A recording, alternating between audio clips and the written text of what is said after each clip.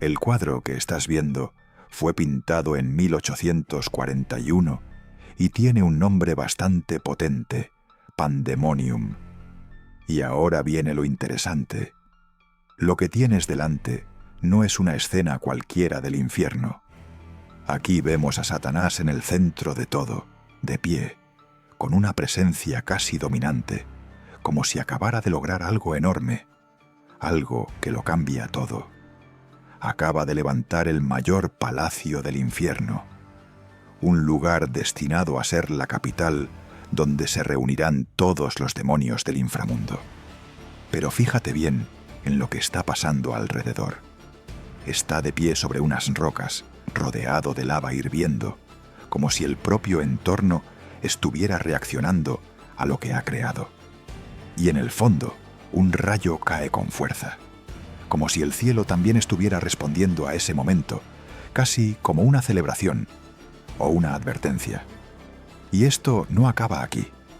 Si miras más lejos, empiezas a ver algo inquietante. Filas y filas de figuras diminutas avanzando en orden, como ejércitos. No están en caos. No, están organizados. Caminan hacia él, como si esperaran una orden, como si todo estuviera a punto de empezar de verdad. Y aquí es donde entra el autor. John Martin no era un pintor cualquiera. Era conocido por algo muy concreto: crear escenas gigantescas, dramáticas, casi abrumadoras. En su obra no hay paisajes tranquilos ni momentos suaves. Todo es extremo, todo es monumental y sobre todo te hace sentir pequeño, muy pequeño. Este cuadro es exactamente eso, una visión apocalíptica donde el ser humano prácticamente desaparece frente a la escala del infierno. Pero hay algo todavía más interesante, porque Pandemonium no es un nombre inventado por Martin. Es un lugar real dentro de la literatura. Y aquí es donde la historia empieza a ponerse realmente seria. Todo esto viene de un poema escrito en 1667, llamado El Paraíso Perdido. Y no es un poema cualquiera. Es una de las historias más ambiciosas jamás escritas.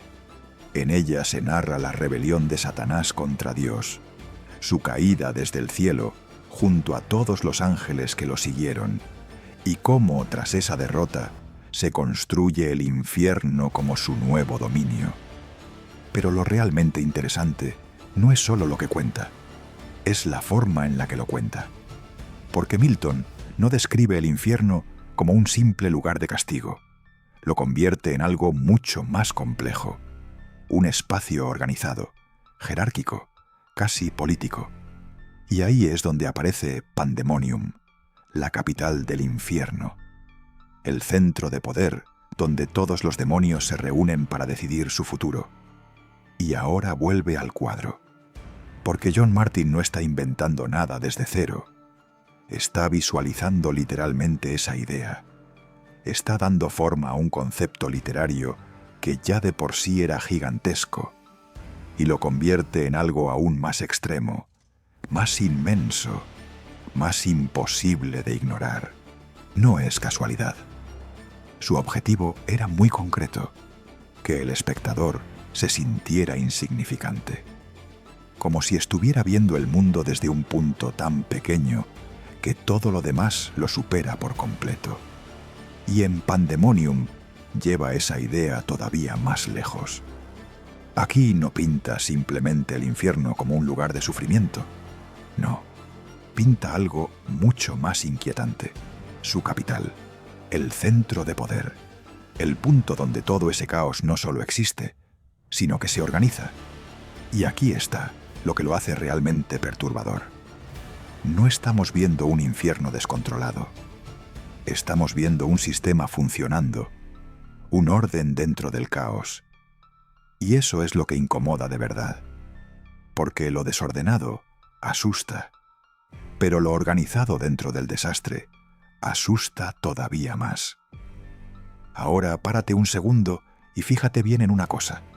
Satanás no está derrotado, no está escondido, no está sufriendo.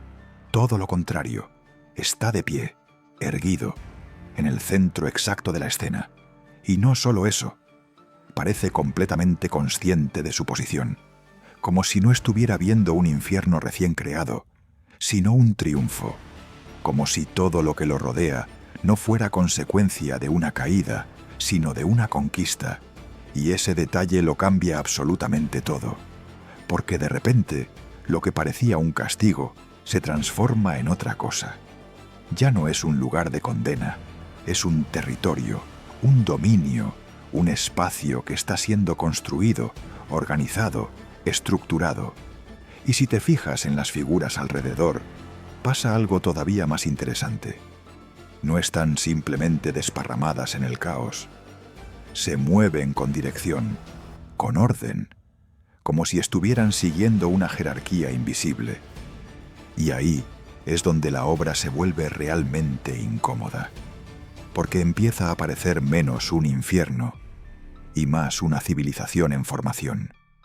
Una estructura que, aunque nacida del caos, empieza a comportarse como un imperio. Aquí es donde el cuadro deja de ser solo una escena bíblica o literaria, porque lo que está contando va mucho más allá de la religión. Habla de algo que sigue siendo actual: el poder, la capacidad de organizar incluso lo incontrolable, la idea de que el orden puede surgir incluso en los lugares donde menos esperarías encontrarlo. Y eso abre una pregunta bastante incómoda. ¿Qué ocurre cuando el caos deja de ser caos y empieza a funcionar como un sistema? John Martin no está solo ilustrando un pasaje de El paraíso perdido. Está llevando esa idea al extremo visual. Está mostrando cómo incluso el infierno puede ser imaginado como algo estructurado, casi administrativo, casi político. Y eso es lo que lo hace tan perturbador, porque deja de ser un lugar de castigo y empieza a parecer un lugar con lógica interna. Un lugar que se construye, se organiza y evoluciona. Si te fijas en el edificio, hay algo raro. No parece un sitio caótico, ni algo inventado sin sentido. Parece demasiado real. Columnas, simetría, todo perfectamente organizado. Más que el infierno, parece arquitectura de verdad. Y aquí viene lo interesante. En 1834 se quemó el Parlamento británico y empezaron a construir uno nuevo, el Palacio de Westminster, gigante, imponente, hecho para transmitir poder. John Martin vivía en ese momento y estaba viendo todo eso pasar.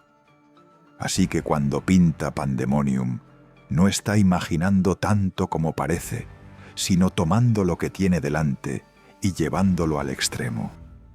Y cuando te das cuenta de eso, la cosa cambia, porque ya no estás viendo solo el infierno, estás viendo algo que se le parece demasiado a nuestro mundo.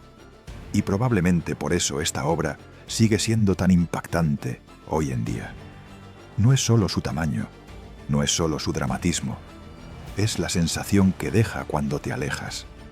Esa idea incómoda de que incluso en el escenario más oscuro que puedas imaginar, puede existir orden, dirección e incluso ambición. Y cuando vuelves a mirar a Satanás en el centro de todo, ya no lo ves igual. Ya no es solo una figura demoníaca más dentro de una escena bíblica. Es otra cosa. Es alguien que observa, que organiza, que construye, como si no estuviera gobernando el infierno, sino diseñándolo pieza a pieza. Si te ha parecido interesante, te invito a suscribirte. Voy a seguir trayendo este tipo de análisis, donde el arte no es solo arte, sino historias ocultas detrás de cada detalle.